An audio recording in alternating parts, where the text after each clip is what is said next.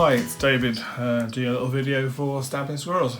So I've made this card, which I'm sure probably has an amazing technical name. It kind of folds on the diagonal, so it's a 4x4 card. Opens up and then props open. Plenty of space for message both on the inside and on the back cover. And I've made it using the Everything is Rosy stamp set, which is probably one of my favourites, and using the B paper from Stampin Up. Using the same ink set that I used for the June project. So kind of thematic, but a great little card, I thought. So I thought I'd make another one, but make it completely different, but using the same stamp set. So what I've done is I have a piece of card which is 8x4, and then fold it in half, so it's a 4x4 card. Now the key is to score the top fold page, what we call it, cover, the right way. So it has to be scored on this diagonal from northeast to southwest, not northwest to southeast. Because when you open it,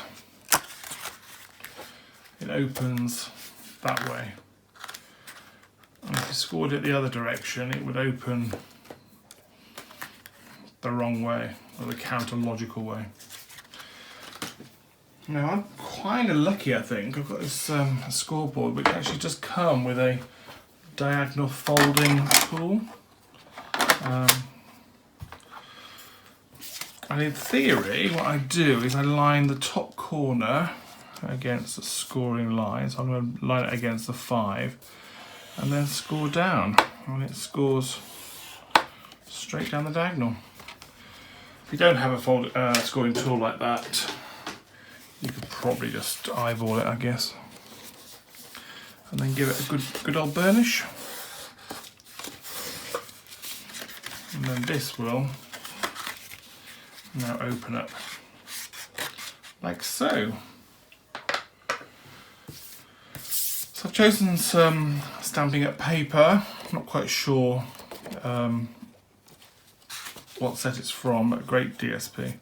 And this is, as in all the things I make, an eighth of an inch smaller than the background. So this is 3 7/8 by 3 7/8, and when it's positioned, it becomes a 1/16 of an inch smaller all around. What we need to do, because the card needs to fold, we need to cut it on the diagonal. So it's always a challenge to cut on a diagonal. On the Fisker cutting machine, there is actually a wire on the inside which is a guide, so in theory if I line the 2 points up and cut down, I should end up with 2 triangles. So let's glue those 2 pieces of paper down.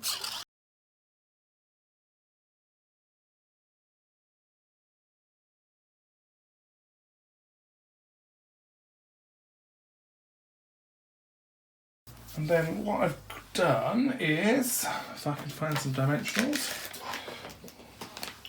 I've stamped a little message, the same as here, on a little tag, and it says "Life is beautiful." And actually, I've rather tweely matched it with the paper at the top. So the original sheet of paper was a 6x6. I've cut it down, and there was a spare piece left. And you probably want to mount this on some dimensionals.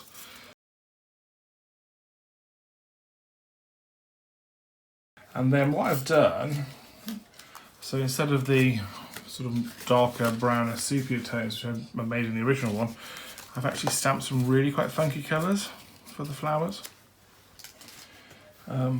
for this one. So really kind of bright, over the top colours. So the big rose I'm going to put on a dimensional and attach it just on the corner there. And then the fern, I'm going to put just a little touch of glue on the bottom of the fern and stick it underneath the large rows. And then the smaller rows are little fat ferns, which I really like those little fat ferns. Bit of a dimension on the back.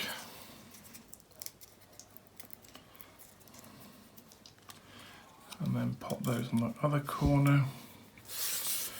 And I feel like I should use the other one as well. Why not? So let's face it, you can never have too much of anything in the world of crafting.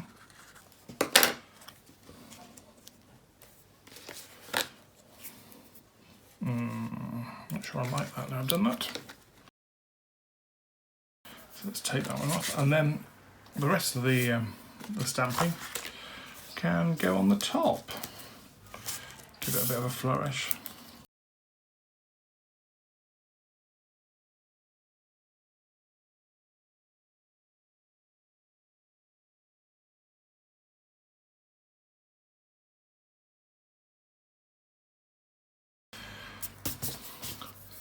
So finished.